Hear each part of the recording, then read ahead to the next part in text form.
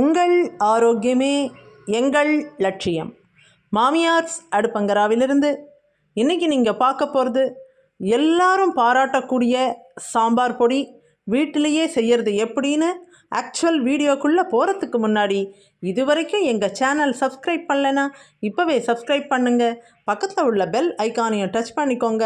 இந்த வீடியோவை லைக் பண்ணி மற்றவங்களுக்கும் ஷேர் பண்ணுங்கள். இந்த விட சிறப்பான சாம்பார் பொடி எனக்கு தெரிஞ்சு இல்லை, அவ்வளவு அருமையாக இருக்குது. அத்தனை பேரும் பாராட்டி சொன்ன விதங்கள்.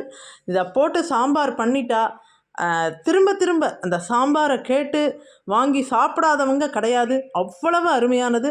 ஸோ வாங்க ஆக்சுவல் வீடியோக்குள்ளே போய் என்ன செய்கிறது, எப்படி மெத்தட் ஆஃப் ப்ரிப்பரேஷன், என்னென்ன அளவுகள் எல்லாமே பார்ப்போம். எல்லாம் ஸ்டெப் பை ஸ்டெப் ப்ரொசீஜராக கிளியராக எக்ஸ்பிளைன் பண்ணியிருக்கோம். ஸோ கேட்டு எல்லோரும் அதை பயன்படுத்திக்கோங்க.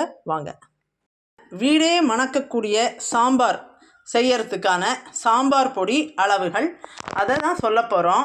இது என்ன ஒரு ஸ்பெஷாலிட்டி இதில் அப்படின்னாக்கா, இந்த ஹோட்டல்லாம் வச்சு நடத்துகிறாங்கல்ல, இந்த கேட்ரிங் வச்சு நடத்துகிறவங்களும் சரி, ஹோட்டல் வச்சு நடத்துகிறவங்களும் நம்ம குரூப்பில் இருக்கிறவங்கள்ட்ட இந்த ரசப்பொடி, இந்த சாம்பார் பொடியை பற்றி அவ்வளோ சிறப்பாக கேட்டுட்டு போயிடுவாங்க. ரசப்பொடியுமே நாங்கள் கட்டாயம் அடுத்தடுத்து வரக்கூடிய வீடியோஸில் சொல்ல போகிறோம். இன்றைக்கி நாம் ஷேர் பண்ணுறது தட் இஸ் இந்த சாம்பார் பொடியை பற்றி. இதோட வேரியஸ் அளவுகள், செய்முறை எல்லாமே உங்களுக்கு தெளிவாக இப்போ நாம் சொல்ல போகிறோம். ஃபஸ்ட்டு 250 கிராம் கொத்தமல்லி விதை அதை எடுத்துக்கலாம். அதில் பாதி மிளகாய் வற்றல், அதுக்கு பிறகு 75 கிராம் துவரம் பருப்பு, அப்புறம் 50 கிராம் கடலைப்பருப்பு, 50 கிராம் வெந்தயம், அதற்கு பிறகு ஒரு 25 கிராம் மிளகு, 25 கிராம் பச்சை ஜீரகம், அதுக்கப்புறம் 2 மஞ்சள். நம்ம சொல்லக்கூடிய இன்க்ரீடியன்ட்ஸ் அத்தனையுமே நல்ல வெயிலாக இருந்ததுன்னா 2 அல்லது 3 மணி நேரம் காய வச்சு அதை அப்படியே தனித்தனியான ஒரு பொருட்களாக எடுத்து வச்சு தான் காய வைக்கணும். ஸோ அப்படி காய வச்சு மிஷினில் கொடுத்து அரைச்சிக்க வேண்டியது தான். இன்கேஸ் மழை நாளாக இருந்ததுன்னா நாங்கள் எப்படி வெயிலில் காய வைக்கிறது அப்படின்னு ஒரு கேள்வி வருது இல்லையா? அப்போ நாம் ஒரு வாணலியை எடுத்து, நான் இப்போ சொன்னது போல் தனித்தனியாக வாசனை வர அப்படியே லைட்டாக சூடு பண்ணும்போதே போதும், அந்த வாசனையே போதும். லைட்டாக சூடு பண்ணிவிட்டு இந்த ஜீரகம் ஒன்று மட்டும் அந்த வாணலியை ஆஃப் பண்ணிவிட்டு அந்த சூட்டில் 1 நிமிஷம் பெரட்டி எடுத்தீங்கன்னாவே போதுமானது. வேறு இந்த ஒரு அரைவை ரொம்ப பிரமாதமாக இருக்கும். அந்த சாம்பார் பொடியை போட்டாச்சுன்னா அந்த சாம்பார் வீடே மணக்கும். அத்தனை பேரும் கேட்டு வாங்கி சாப்பிடுவாங்க. It's an excellent recipe. எல்லாருக்கும் தெரியணும், எல்லாரும் ஷேர் பண்ணி எல்லா மக்களுக்கும் இதன் மூலமாக பயன் கிடைக்கணுங்கிற ஒரு காரணத்துக்காக தான் இன்றைக்கி நாம் இதை ஷேர் பண்ணியிருக்கோம். அவசியம் இது படி செஞ்சு பாருங்கள், அசத்தலாக இருக்கும். அதுக்கு நம்ம குரூப்போட எக்ஸ்பீரியன்ஸே உங்களுக்கு ஒரு கட்டாயமாக ஒரு அஷ்யூரன்ஸ் மாதிரியே நாங்கள் சொல்ல முடியும். சரிங்களா? இந்த பொடியில் இப்போ மழைக்காலம் இல்லையா? மழைக்காலத்தில் வெயில் இந்த இதெல்லாம் சூடு பண்ணுற அளவுக்கு இருக்காது. ஸோ நாம் இன்றைக்கி ஒரு வாணலியை எடுத்துக்கிறோம். அதை அடுப்பை பற்ற வச்சுட்டு அந்த வாணலியில் நாம் ஒவ்வொரு பொருளாக, நாம் எடுத்து வச்ச ஒவ்வொரு பொருளாக அதில் சூடு பண்ணி கொண்டு வர போகிறோம். முதல்ல நாம் எடுத்துக்கிறது 1/4 கிலோ கொத்தமல்லி விதை, தனியான்னு சொல்லுவோம் இல்லையா, அந்த கொத்தமல்லி விதையை 1/4 கிலோ எடுத்து இது போல் வாணலியில் சூடு பண்ண போகிறோம். இதெல்லாம் பார்த்தீங்கன்னா நல்ல வாசனை வரங்கிற கான்செப்டே வேண்டாம், சூடு பண்ணுங்கள். ஒவ்வொரு பொருளாக எடுத்து சூடு பண்ணிக்கோங்க. அடுத்தது எவ்வளவு கொத்தமல்லி விதை எடுத்தோமோ அதில் பாதி மிளகாய் வற்றல், அதையும் இது போல் லைட்டாக சூடு பண்ணினா போதும். இது மாதிரி இந்த சூடு பண்ணுறதுக்குலாம் பார்த்தீங்கன்னா ஒவ்வொன்றுக்கும் ஒரு 2 நிமிஷம் ஆகும்னு நினைக்கிறேன், அவ்வளோதான். இப்போ நாம் ஒவ்வொன்றா வறுக்கிறோம் இல்லையா, அந்த மாதிரி வறுக்கும்போது சில பாயிண்ட்ஸ் மட்டும் நான் சொல்லிடுறேன். இந்த மஞ்சள் இருக்கு இல்லைங்களா, அதை வறுக்க வேண்டிய அவசியம் இல்லை, பட் 1-2 தட்டி தான் கொடுக்கணும். இப்போ நாம் வறுத்து இது போல் சூடு பண்ணி ஒவ்வொரு பொருளாக எடுத்து வைக்கிறோம்ல, கடைசியில் அது எல்லா பொருட்களையும் சேர்த்து மிஷினில் கொடுத்து மாவாக்கிற வேண்டியது தான். இது வின்டர் சீசன், வெயில் அடிக்கலைங்கிறதுனால இது போல் வாணலியில் பண்ணுறோம். இல்லைன்னா நாம் சன்லைட்டில் இந்த சூரிய ஒளியிலேயே வெயிலில் வச்சு எடுத்துட வேண்டியது தான். இந்த மழை காலம் அப்படிங்கிறதால தான் இந்த முறையை ஃபாலோ பண்ணுறோம். ரைட்டுங்களா? அதில் வந்து இந்த மஞ்சளை மட்டும் தட்டி கொடுத்துட வேண்டியதான். மிஷினில் வந்து சாம்பாருக்கு அரைக்கணும் அப்படின்னு சொன்னாக்க அவங்க எப்பவும் போல் அரைச்சி கொடுத்துருவாங்க. ஸோ இது வந்துட்டு அவசியமாக நீங்கள் செஞ்சு பார்க்க வேண்டிய ஒரு ரெசிபி, அவசியம் செய்யுங்க. அடுத்தது நாம் எடுத்து வச்சுருக்கோம் இல்லையா துவரம் பருப்பு, அதை வந்துட்டு நல்ல இதே போல் வாசனை வர இல்லை, சூடு பண்ணி லைட்டாக சூடு பண்ணுறது தான். வாசனை வருதுன்னா இந்த சூடு பண்ணுறதை விட கொஞ்சம் அதிகமான டைம் ஆகும், அது வேண்டாம். லைட்டாக சூடு பண்ணினா போதும். இது போல் அந்த துவரம்பருப்பு சூடு பண்ணுறதுனா இப்போ ஒரு ஜஸ்ட் அப்படி கை வச்சு பார்த்தீங்கன்னா தெரிஞ்சிடும். அது வரைக்கும் இதை கொஞ்சமாக ஃப்ரை பண்ணிக்க வேண்டியதான். எல்லாமே ட்ரை ஃப்ரை தான், ஆயில் சேர்க்க வேண்டாம். அடுத்தது கடலைப்பருப்பு.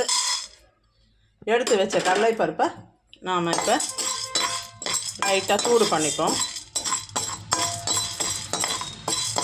இது மாதிரி சூடு பண்ணும்பொழுது ஒரு லைட்டாக அப்படி தொட்டு பார்த்துருங்க, அதுலேயே நமக்கு தெரிஞ்சிடும். அப்படி இல்லைங்கும் போது இன்னும் கொஞ்சம் நேரம் அந்த சூடு வர ஆமாம் இது மாதிரி வறுக்க ஆரம்பிக்கும் போது அடுப்பை சிம்மில் வச்சுருங்க, ஹையில் வைக்க வேண்டாம். வெறும் வானிலையாக இருக்கும்போது ஹையில் வச்சுக்கலாம். ஆனால் பொருட்கள் ஆட் பண்ணும்பொழுது நமக்கு சூடு பண்ணுறது அப்படிங்கிற கான்செப்டில் நம்ம ஹையில் வச்சுக்கக்கூடாது, பொருட்கள் தீஞ்சு போயிடும். அதனால நாம் இது மாதிரி வச்சு நம்ம சூடு பண்ணினா போதும். அடுத்தது மிளகு சேர்த்தலாம். நாம் அந்த மிளகை வந்துட்டு இது போல் நல்லா சூடு பண்ணிக்க வேண்டியதுதான்.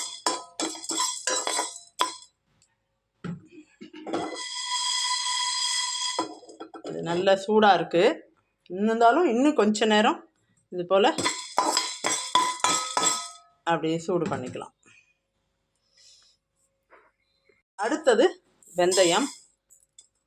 இந்த வெந்தயத்தை இது பாருங்க, வெந்தயத்தெல்லாம் லைட்டாக சூடு பண்ணுறோம், அவ்வளோதான். ஏன்னா கொஞ்சம் ஃப்ரை பண்ண ஆரம்பித்தது தான் அந்த கசப்பு தன்மை சாம்பார் பொடியில் வந்துடும்.